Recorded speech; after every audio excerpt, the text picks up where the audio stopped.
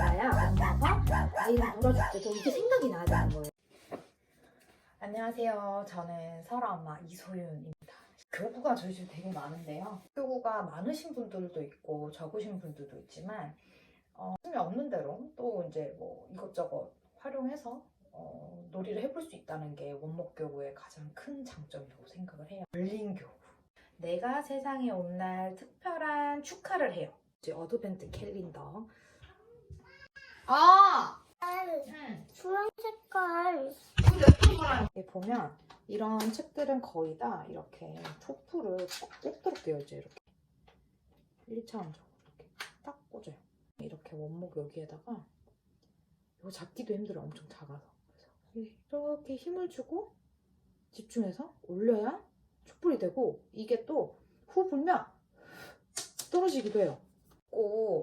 꽂고 이렇게 집중하는 과정에서 아이들이 손에 소근육이 발달한다고 하는 거는 일단 나중에 움필력에도 엄청나게 영향을 미치거든요. 글쓰기뿐만 아니라 나중에 아이들이 가위질을 하거나 그리고 퍼즐을 한다거나 이런 모든 손으로 할 수 있는 역할들에 다 연결이 되어 있기 때문에 이렇게 작은 교구를 가지고 집중해서 이렇게 올리는, 쌓기, 작은 교구로 쌓는 활동이 굉장히 중요해요. 이제 두 번째는 이제 시공간이에요. 시공간. 아이들 지능 검사, 웩슬러. 그럼 웩슬러 점수 어떻게 해야 잘 나와요? 라고 타고난 것도 많지만 작은 원기둥만 봐도 그래요.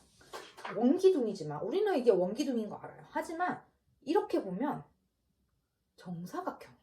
이렇게 보면 동그라미예요.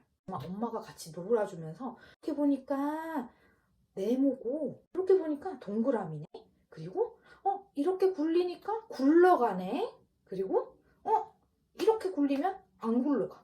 그리고 아이들이 이렇게 블럭 쌓기나 이렇게 교구를 쌓고 나서 와르르르 무너질 때가 있잖아요.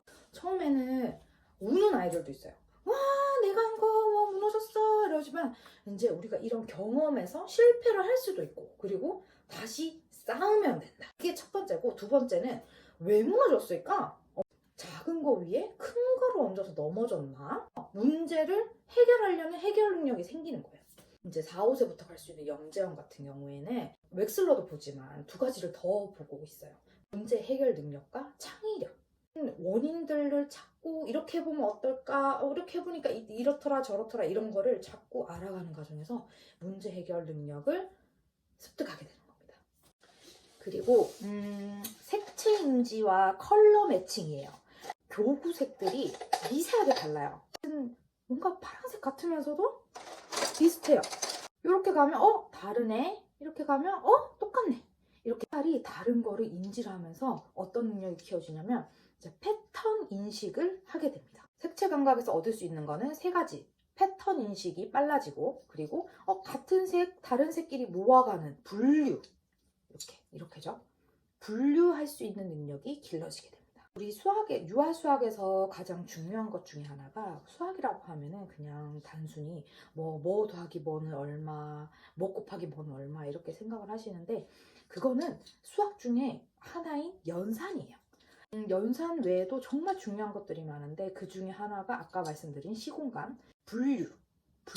같은 것끼리 모으고 다른 것끼리 모을 수 있고, 그리고 유형화라고 하는데 이건 조금 다른 게, 분류를 할 수 있는 기준을 자기가 찾아서 이거는 이 기준으로 다 모았어요. 예를 들어서 이거는 같은 색깔끼리 모은 거예요. 그런데 이렇게 할 수도 있어요.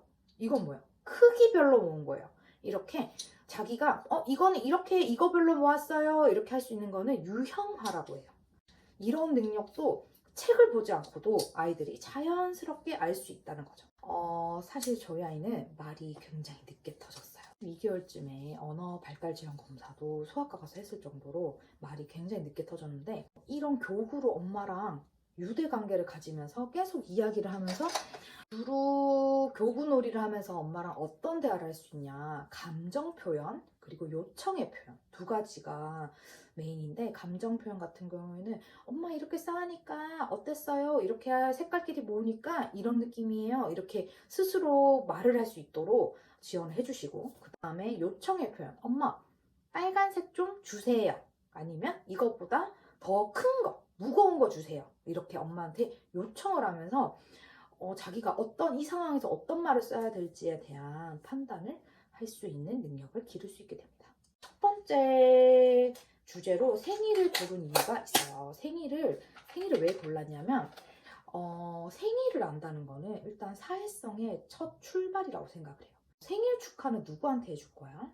가족, 친구 이렇게 사회적으로 내가 이 사람과 어떤 관계이고 이 사람이랑은 친구 관계이고 이런 관계를 알아갈 수 있는 가장 1번의 메시지인 거죠.